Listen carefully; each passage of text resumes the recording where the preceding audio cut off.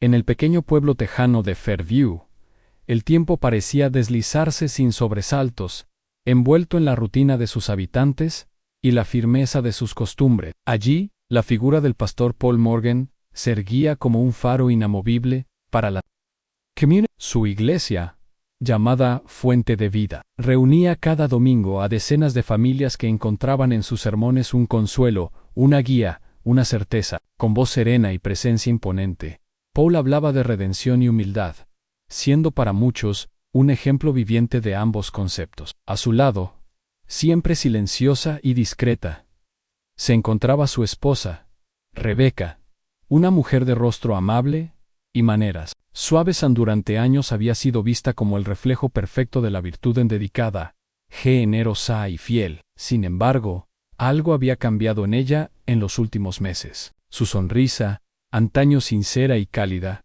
ahora se tensaba como una cuerda forzada a sostener una melodía que ya no resonaba. En sus ojos solía asomar una inquietud que no lograba esconder del todo. A los primeros en notarlo fueron quienes la conocían desde hacía tiempo. La señora Callahan, por ejemplo, que cada domingo compartía banco con ella, confesó haber sentido que Rebecca estaba lejos, aunque su cuerpo seguía allí. Otros mencionaban que la mujer parecía más delgada, más apagada, como si algo invisible la estuviera consumiendo. Al mismo tiempo, una nueva presencia comenzaba a destacar entre los fieles: Anna Smith, una joven tímida, divisa apenas audible, y pasos inseguros. Hija de una familia humilde, había sido bautizada en esa misma iglesia y crecido bajo su ala. Pero en cuestión de semanas, algo en ella se transformó. Su vestimenta, antes modesta y deslucida, adquirió un estilo más cuidado. Su peinado cambió, su forma de moverse también. Aquel aire de sumisión que la definía parecía disiparse poco a poco, reemplazado por una seguridad inexplicable. Lo más llamativo era la cercanía con la que el pastor Paul comenzó a tratarla. Durante los cultos, la mencionaba por nombre, le encomendaba tareas visibles, al leer pasajes, organizar eventos, acompañarlo en visitas. A ojos de algunos, era solo una manera de integrar a la juventud. Para otros, en cambio, era un favoritismo inusual. Y pronto, en los pasillos de la iglesia y entre los platos de las cenas familiares, empezaron a circular los susurros. Algunos afirmaban haberlos visto hablando demasiado cerca. Otros señalaban la incomodidad de Rebecca ante la presencia constante de Hannah. Nadie se atrevía a acusar abiertamente, pero la inquietud crecía. Era una sospecha sin forma, sin prueba pero persistente, y en pueblos como Fairview, donde todos creen conocerse, lo que no se dice a menudo pesa más que lo que se declara. Mientras tanto, Paul Morgan seguía predicando con la misma vehemencia, y su esposa seguía asistiendo a misa, cada vez más delgada, cada vez más ausente, como una sombra fiel que no encontraba dónde posarse. Con el paso de las semanas, la relación entre el pastor Paul Morgan y Hannah Smith se volvió cada vez más visible dentro de la vida cotidiana de la iglesia. Él no se molestaba en disimular su preferencia. Él le confiaba la coordinación de eventos, le permitía acceso a documentos internos de la congregación y, en más de una ocasión, la presentaba como ejemplo de renovación espiritual.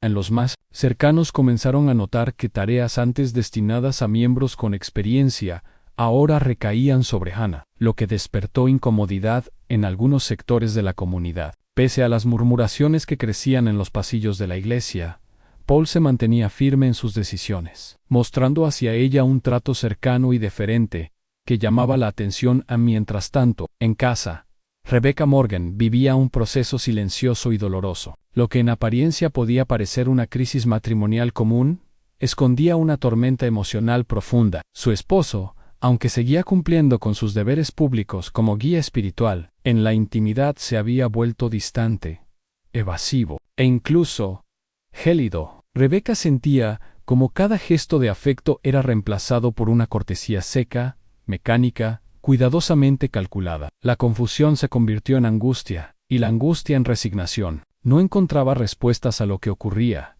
y la única certeza que tenía era que algo dentro de su matrimonio se había fracturado de forma irreparable en su estado físico, comenzó a reflejar su sufrimiento interior. Perdió el apetito.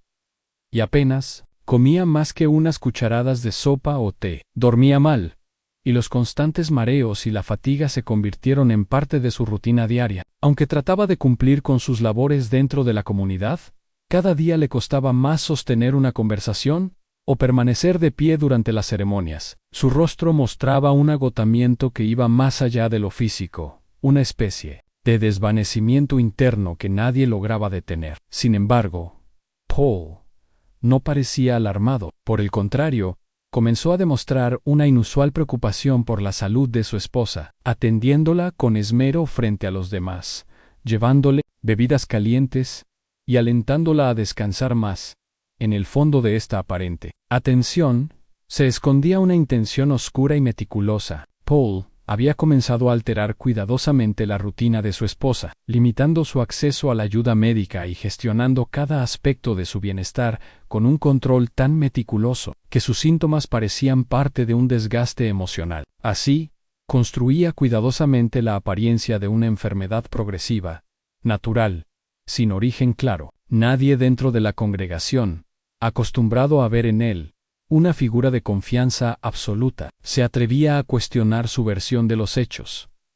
Sin embargo, Emily Jones, enfermera y amiga cercana de Rebecca, desde la juventud, comenzó a observar con creciente inquietud los cambios en el comportamiento de su amiga. Aunque aún no tenía pruebas concretas, algo en el deterioro físico de Rebecca no le parecía coherente con un simple cuadro de fatiga emocional. Su mirada se tornó más vigilante, sus visitas más frecuentes, y en su interior se empezó a formar una sospecha que no la abandonaría.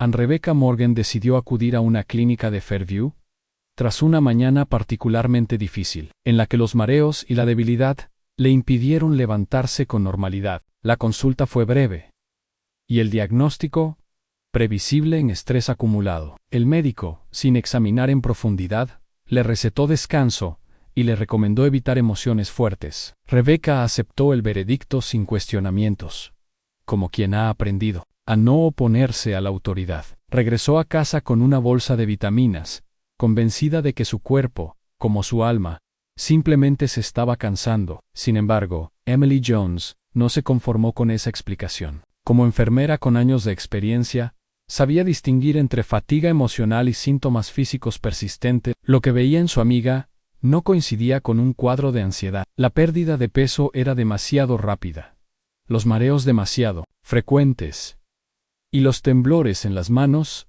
no aparecían sin causa orgánica. Aunque no expresó abiertamente sus dudas, comenzó a observar con más detenimiento cada detalle al mismo tiempo. La figura de Hannah Smith seguía cobrando protagonismo dentro de la vida de la iglesia. No solo acompañaba al pastor en las reuniones administrativas, sino que también era vista a su lado en visitas comunitarias, conferencias y hasta pequeños viajes de representación. Los cambios en su actitud eran notorios.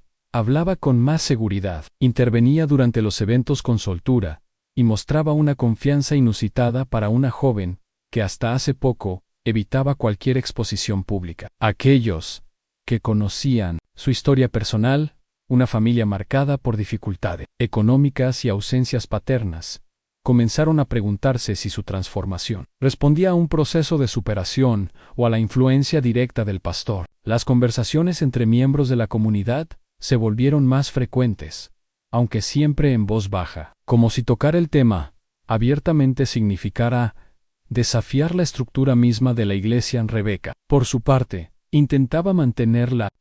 A pesar de los constantes malestares, no dejó de asistir a las ceremonias ni de participar en actos comunitarios. Su conducta, marcada por la dignidad y la prudencia, despertaba respeto entre quienes la conocían de años. Pero su cuerpo comenzaba a traicionarla. En más de una ocasión tuvo que ser asistida por Emily, que la encontraba sin fuerzas para levantarse, o con la mirada perdida durante largos minutos. La situación generaba un conflicto interno en la enfermera. El deseo de ayudar se mezclaba con el miedo a equivocarse, a ver más de lo que realmente había. Aún así, decidió tomar notas discretas sobre los síntomas y los momentos en que se manifestaban, con la intención de buscar un patrón que explicara el deterioro a la percepción general. En Fairview, era que los Morgan atravesaban una etapa difícil, tal vez una crisis personal o familiar. Pocos se atrevían a considerar otras posibilidades. Nadie imaginaba que detrás de las puertas cerradas del hogar pastoral se desarrollaba una cadena de decisiones que alteraría para siempre la vida de todos los involucrados. Una mañana de sábado, Rebecca Morgan fue hallada sin vida en su dormitorio. La empleada que ayudaba en la casa una vez por semana encontró el cuerpo en la cama, con el rostro sereno y las manos cruzadas sobre el pecho. Paul Morgan reaccionó con aparente conmoción. Llamó al servicio de emergencias, informó del fallecimiento y explicó con voz quebrada que su esposa venía arrastrando problemas de salud relacionados con el estrés. La comunidad, aunque sorprendida, aceptó la versión sin cuestionamientos. La figura del pastor era aún demasiado sólida como para ser puesta en duda, y la imagen de una esposa agotada por la carga emocional resultaba coherente con lo que muchos habían percibido en los últimos meses a los preparativos del funeral. Se organizaron con rapidez. Paul insistió en que se tratara de una ceremonia íntima, sin demasiada exposición pública,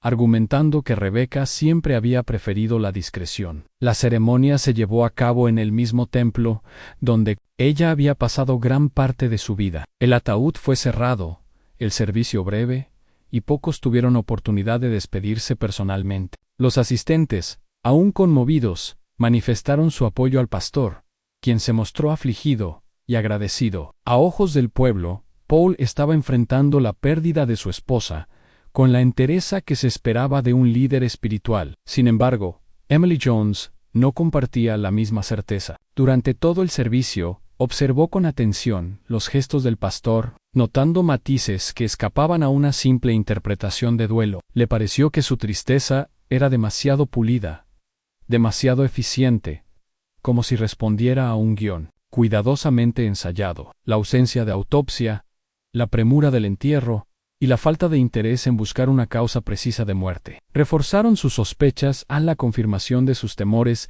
llegó días después, cuando Hannah Smith fue vista entrando al hogar pastoral con una maleta. Al principio se creyó que era una visita de cortesía, una forma de acompañar al viudo en su duelo, pero su presencia se extendió durante la semana, y poco a poco fue tomando el lugar que había ocupado Rebecca en la cocina, en las reuniones, incluso en la banca reservada a la familia durante los servicios dominicales. Cuando la noticia de su mudanza se hizo pública, la comunidad se sacudió. La cercanía entre ambos, antes objeto de rumores vagos, ahora se convertía en un hecho evidente. La rapidez con la que Hannah asumía un rol central en la vida del pastor generó desconfianza y disgusto entre muchos feligreses ante este panorama. Emily tomó la decisión de actuar. Sin compartir sus hipótesis con nadie, se dirigió al oficial James Taylor, un agente local conocido por su discreción. Le expuso los cambios en la salud de Rebecca, sus propias observaciones como profesional médica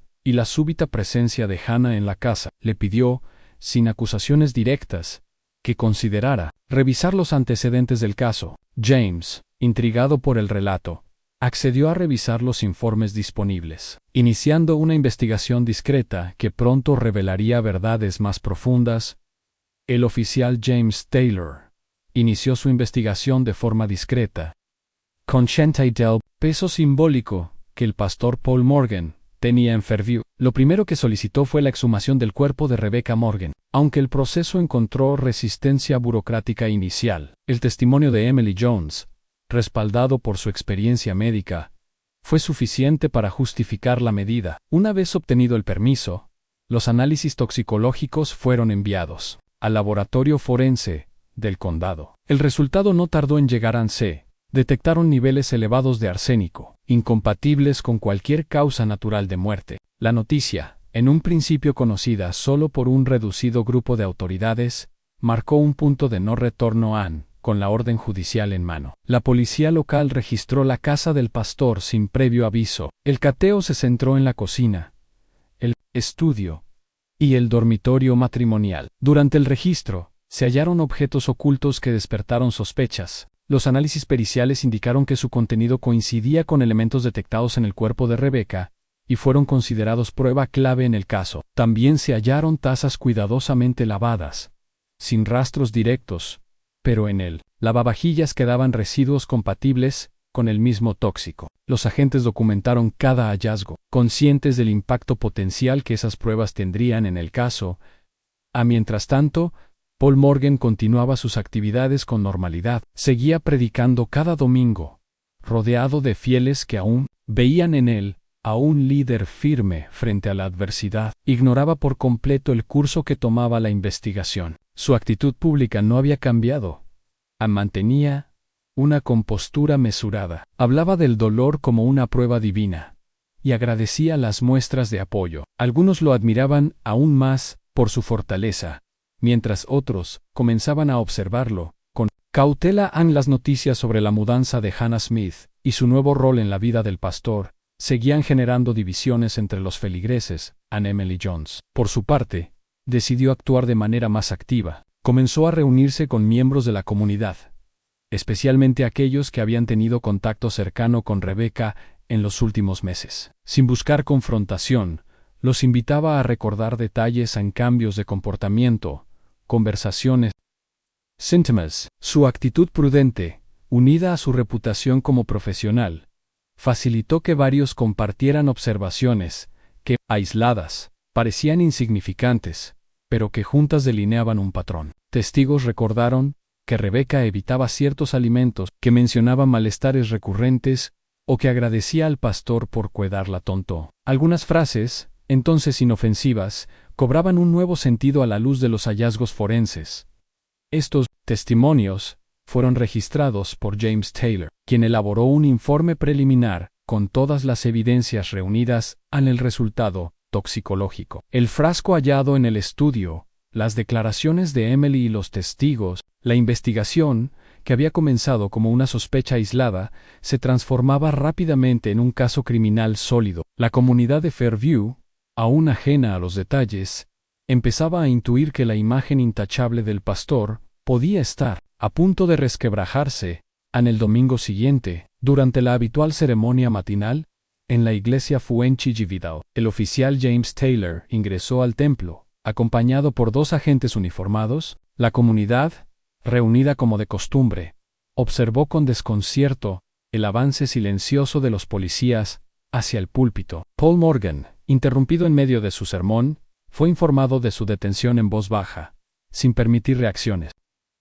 Los fieles, paralizados por la incredulidad, lo vieron descender del altar sin resistencia, escoltado con firmeza hasta la salida. La escena quedó grabada en la memoria colectiva del pueblo como un acto inesperado y desconcertante, que rompía de forma definitiva la imagen inquebrantable del pastor. Pocas horas después, Hannah Smith fue citada a declarar en la comisaría. Su rostro, marcado por la tensión, reflejaba el desconcierto de quien no sabe con certeza cuál es su posición en una situación cada vez más comprometida. Durante el interrogatorio, sus respuestas se tornaron inconsistentes. En un momento, afirmaba desconocer los detalles de la salud de Rebecca. En otro, admitía que la había visto débil, pero sin sospechar nada anormal. Negó haber tenido conocimiento del frasco encontrado en la casa, aunque más adelante reconoció haber limpiado el despacho del pastor en varias ocasiones. Las contradicciones generaron nuevas dudas en el equipo investigador que comenzó a considerar su implicación como algo más que circunstancial. Mientras se profundizaba en los registros de llamada, correos electrónicos y agendas personales, surgieron elementos que apuntaban a una colaboración pasiva por parte de Hannah en la ocultación de información. No había pruebas de que hubiera participado directamente en la administración del veneno, pero quedaba claro que había omitido hechos relevantes que podían haber alertado a terceros. Esa omisión voluntaria, en el contexto de una investigación por homicidio, la colocaba en una posición delicada. Aún así, las autoridades priorizaron la acumulación de evidencias en torno a Paul Morgan. Como autor principal del crimen, la noticia de la detención se propagó con rapidez por Fairview, generando reacciones opuestas. Un sector importante de la comunidad, especialmente los más cercanos a la iglesia, se mostró incrédulo. Alegaban que todo se trataba de un error judicial o de una conspiración impulsada por personas celosas de la influencia de Paul. Otros, sin embargo, comenzaron a expresar dudas acumuladas durante meses, compartiendo comentarios que antes preferían callar. Las redes sociales locales se llenaron de mensajes divididos, algunos defendiendo al pastor con fervor, otros exigiendo justicia para Rebecca and Emily Jones. Pese a recibir muestras de gratitud de quienes confiaban en su juicio, también fue blanco de críticas veladas, acusaciones anónimas y miradas desconfiadas. Su papel en el desarrollo del caso la convirtió en una figura pública, con todo lo que eso implicaba. Aún así, no se retractó ni buscó evitar la exposición. Continuó colaborando con James Taylor, aportando datos clínicos y observaciones que fortalecían la acusación. Sabía que, más allá del escándalo, estaba en juego la verdad sobre una muerte injusta, y eso justificaba cada paso dado hasta entonces. El juicio contra Paul Morgan comenzó 6 semanas después de su detención. La sala del Tribunal del Condado se llenó de medios, curiosos y miembros de la comunidad que, divididos entre incredulidad y expectativa, asistieron al proceso con atención sostenida. Desde el primer día, la Fiscalía presentó un caso cuidadosamente estructurado. Las pruebas forenses ocupaban el centro de la acusación en los estudios forenses, junto con los objetos encontrados en el domicilio y los antecedentes clínicos. Conformaron un cuerpo de pruebas contundente y coherente con la hipótesis de una intervención deliberada. A ellos se sumaban los testimonios de expertos, que explicaron con claridad la progresiva intoxicación por arsénico y su correlación con los síntomas que Rebecca había presentado en los meses previos a su fallecimiento. A uno de los momentos clave del juicio fue la declaración de Emily Jones. Con serenidad profesional, describió la evolución clínica de su amiga, su propia inquietud ante el diagnóstico inicial de estrés y las observaciones que la llevaron a solicitar una revisión. MS no habló desde la emoción, sino desde la experiencia y el compromiso ético. Su testimonio fue recibido con respeto, incluso por aquellos que aún dudaban de la culpabilidad del pastor. Otros testigos reforzaron la acusación. Feligreses Q. recordaban frases ambiguas, gestos de incomodidad de Rebecca en público y situaciones que, en retrospectiva, cobraban un nuevo sentido. En la defensa de Paul Morgan, se basó en 2 líneas principales: la falta de pruebas directas que lo vincularan con la administración del veneno y la supuesta manipulación del entorno para desacreditar su figura. El propio acusado se presentó como víctima de una conspiración motivada por la envidia y la incomprensión hacia su liderazgo. Alegó que había cuidado de su esposa con devoción y que su cercanía con Hannah Smith respondía a una intención pastoral de guía y apoyo. Su discurso, sin embargo, no logró conmover al jurado. La seguridad con la que hablaba contrastaba con las pruebas objetivas y el consenso de los peritos. Su insistencia en negar toda responsabilidad comenzó a parecer una forma de evasión, más que un acto de convicción.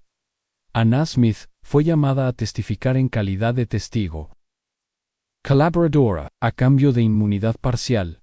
Aceptó declarar sobre su convivencia con Paul después de la muerte de Rebecca. Admitió haber presenciado comportamientos que, en su momento, no supo interpretar, pero que ahora comprendía como indicios de ocultamiento. Reveló que el pastor había pedido que no hablara de ciertos objetos ni de ciertos episodios domésticos. Aunque su participación directa no pudo ser probada, el tribunal la reconoció como encubridora pasiva, sin imponerle sanción penal por su cooperación con la justicia. El veredicto se emitió tras una semana de deliberaciones. Paul Morgan fue declarado culpable de homicidio con premeditación y condenado a una pena de prisión prolongada. El fallo dividió a la comunidad, generando reacciones intensas, debates públicos y una fractura irreversible en el tejido social de la Iglesia, que una vez lideró tras la sentencia. La Iglesia Fuente de Vida cerró sus puertas de forma indefinible. Las autoridades eclesiásticas regionales, al tanto del escándalo, decidieron suspender las actividades de la congregación para evitar mayores tensiones. El edificio, antaño símbolo de unidad espiritual, permaneció vacío, y sus bancos, que durante años habían acogido a generaciones de fieles, quedaron cubiertos de polvo. El silencio sustituyó los cánticos dominicales, y la comunidad que antes se encontraba allí, un punto de encuentro, se dispersó en distintas direcciones. Algunos se integraron a otras iglesias del condado, otros optaron por alejarse por completo de la práctica religiosa. Desencantados y heridos por lo ocurrido, la figura del pastor Morgan, otrora incuestionable, había dejado una cicatriz profunda en la vida colectiva del pueblo. En la casa pastoral, también vacía, se fue deteriorando. Con el tiempo, las flores del jardín se marchitaron, la pintura de la fachada comenzó a agrietarse, y las ventanas permanecían cerradas día y noche. La ausencia de vida en esa residencia, que había sido centro de actividad comunitaria, se convirtió en un recordatorio incómodo de la tragedia. Nadie del vecindario se atrevía a cruzar el portón, y los rumores sobre lo que ocurrió allí continuaban circulando entre susurros. La presencia anterior de Hannah Smith en ese espacio era ahora motivo de sospecha, y su nombre, que antes apenas se mencionaba, se convirtió en sinónimo de controversia.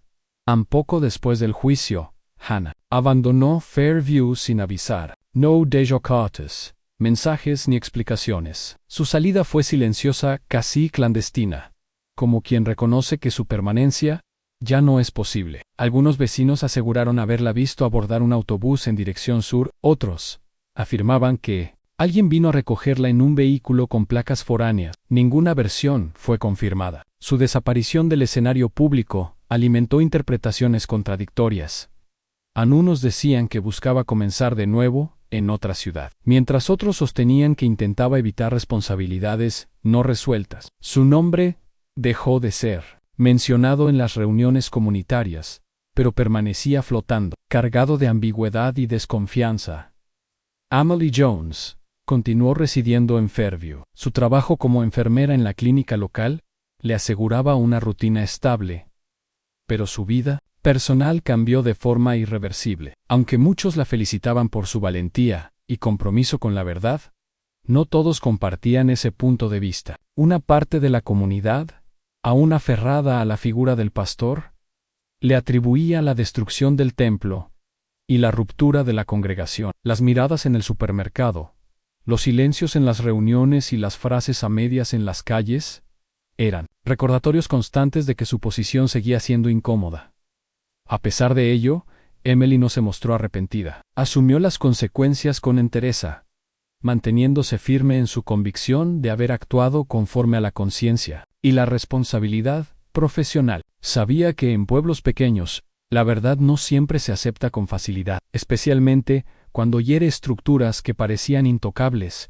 Con el paso de los meses, la figura de Paul Morgan desapareció por completo del espacio público. Recluido en el centro penitenciario del estado, comenzó a adaptarse a una rutina marcada por horarios estrictos, aislamiento progresivo y pérdida gradual de cualquier forma de privilegio. Para alguien acostumbrado a ser el centro de atención, el cambio fue profundo y desconcertante. Su vida diaria transcurría en un entorno controlado, lejos del púlpito, sin las miradas reverentes que durante años le habían conferido autoridad. Los guardias lo trataban con neutralidad, y entre los internos, su presencia pasaba inadvertida. El nombre que antes inspiraba respeto en Fairview ya no significaba nada dentro de los muros grises que lo rodeaban internamente. Sin embargo, Paul se mantenía firme en una convicción que no mostraba signos de quebrarse. En sus pensamientos, no se consideraba un criminal, sino un hombre incomprendido,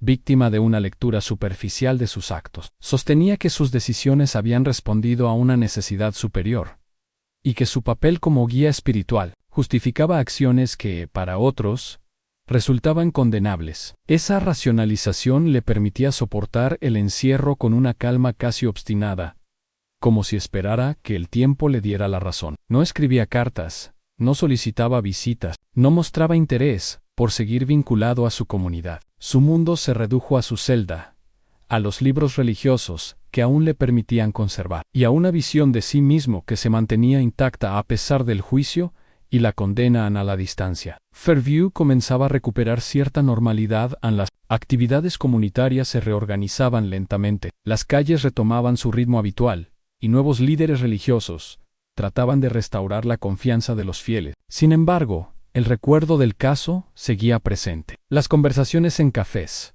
Los comentarios en los mercados y las discusiones familiares aún giraban, de forma esporádica, en torno a lo sucedido. No era un tema constante, pero sí una sombra que se proyectaba con fuerza en ciertos momentos. Las nuevas generaciones lo escucharían como una advertencia. Los adultos lo guardarían como una herida sin cerrar en el nombre de Rebecca.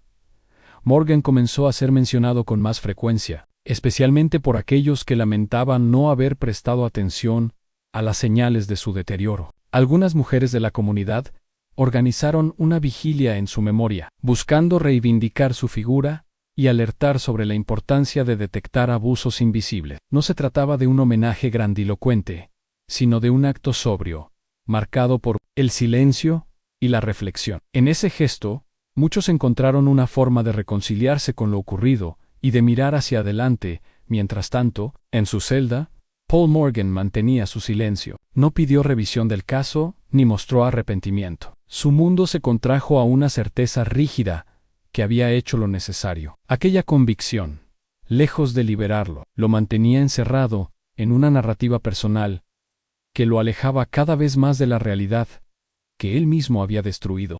Un año después de concluido el juicio, el oficial James Taylor recibió un reconocimiento formal por parte del Departamento de Justicia del Estado. La ceremonia fue breve, con la presencia de algunos funcionarios locales y representantes de la FISC, quienes destacaron su profesionalismo y la sensibilidad con la que manejó un caso que había conmocionado a toda la región. Aunque Taylor nunca buscó notoriedad, el gesto fue visto como una forma de validar la importancia del trabajo policial, meticuloso en contextos donde el poder simbólico de un acusado puede entorpecer la percepción objetiva. Su intervention no solo permitió descubrir la verdad detrás de una muerte que había sido aceptada como natural, sino que también contribuyó a reafirmar la necesidad de aplicar la ley, sin excepciones, incluso frente a figuras veneradas por la comunidad. Por su parte, Emily Jones volvió a centrarse en su labor en la clínica de Fairview. Su rutina volvió a ser la de siempre: visitaos domiciliarios, controles de salud y consultas médicas que requerían de su experiencia y discreción. Sin embargo, el recuerdo de lo ocurrido seguía muy presente en su vida interior.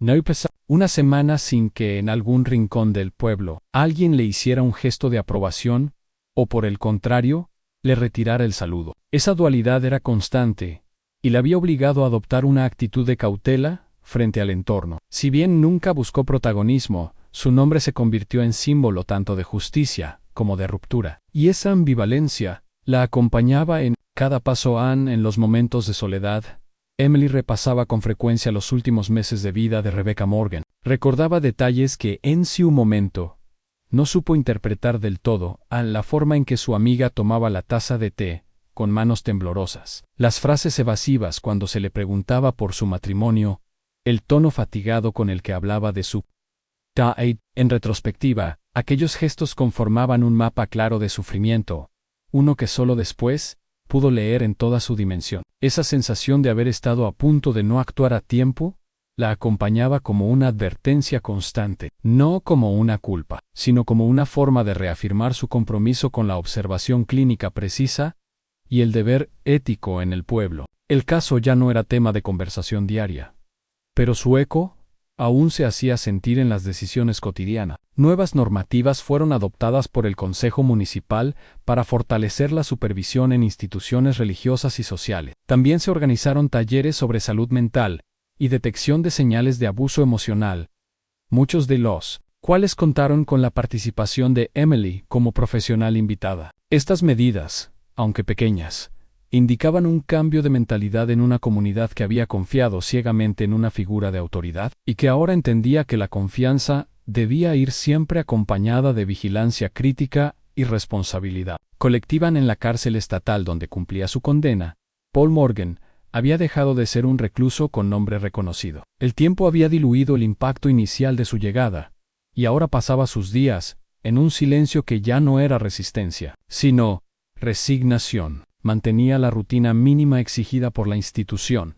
pero evitaba cualquier contacto más allá de lo estrictamente necesario. No participaba en actividades colectivas, no acudía a servicios religiosos internos ni mantenía correspondencia. Su figura, alguna vez imponente en el púlpito de Fuente de Vida, se había reducido a la de un hombre delgado, de mirada perdida y gestos lentos. Rechazaba toda forma de interacción, incluso cuando era evidente que el aislamiento comenzaba a afectarle de manera visible.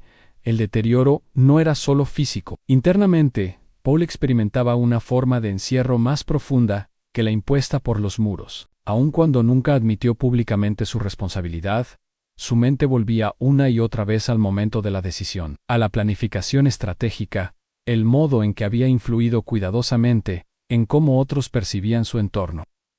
Pero, ESA's Imagines, que antes justificaba con razonamientos personales sobre el orden espiritual y la voluntad divina, ahora se presentaban sin el barniz de la fe. Había días en los que parecía buscar en sus antiguos discursos alguna forma de alivio, repasando mentalmente frases que antes repetía ante su congregación, pero ninguna lograba sostener la imagen que tenía de sí mismo. A la figura del líder se había desmoronado, y en su lugar quedaba un vacío que ni siquiera él podía llenar en Fairview. Su nombre era apenas mencionado. Las nuevas generaciones crecían escuchando fragmentos de la historia como advertencias, y los adultos que alguna vez lo admiraron preferían no hablar de él. Las ruinas simbólicas de su legado se mantenían visibles en la iglesia cerrada, la casa vacía y el recuerdo de una comunidad dividida. No hubo petición de revisión de sentencia, ni gestiones para acortar su condena. Paul aceptó la permanencia de su situación como una especie de retiro final, sin propósito ni redención. En los registros penitenciarios figuraba como interno sin incidentes, pero los informes de seguimiento psicológico lo describían como una persona aislada, con nulo interés por el futuro y escasa conexión con la realidad emocional de sus actos. En el pueblo, por su parte, reconstruía lentamente sus formas de fe, sus vínculos y su percepción de autoridad. El caso había dejado una lección que, aunque dolorosa, había sido asumida con el paso del tiempo a la necesidad de cuestionar incluso a quienes parecían irreprochables, y de entender que el poder espiritual, cuando no está acompañado por humildad y vigilancia, puede volverse instrumento de manipulación. La figura de Rebeca, que había permanecido tantos años en segundo plano, fue reivindicada en actos públicos discretos y en conversaciones íntimas, como símbolo de la vulnerabilidad ignorada. El pasado no podía cambiarse, pero para Fairview, aprender a mirarlo con honestidad se convirtió en el primer paso hacia una forma más lúcida de convivir. Amigos, antes de finalizar esta historia, es importante decir algunas palabras. Nuestro contenido está dedicado al análisis de eventos criminales, pero de ninguna manera justifica ni glorifica la violencia. Exploramos estos casos para comprender mejor sus causas y consecuencias. Todos los hechos descritos forman parte de una narración ficticia, basada en investigaciones reales y análisis criminales. Mostramos la psicología de los delincuentes y el trabajo de las autoridades para resaltar la importancia de la justicia. Condenamos categóricamente cualquier forma de crimen y violencia. Esta historia no pretende romantizar los delitos, sino demostrar sus repercusiones y advertir sobre los peligros que pueden representar. Nunca intenten imitar lo que ven o escuchan en historias como esta. Cualquier acto delictivo conlleva consecuencias irreversibles. La conciencia sobre estos temas ayuda a construir un mundo más seguro. Gracias por su atención y por su enfoque reflexivo hacia estas historias.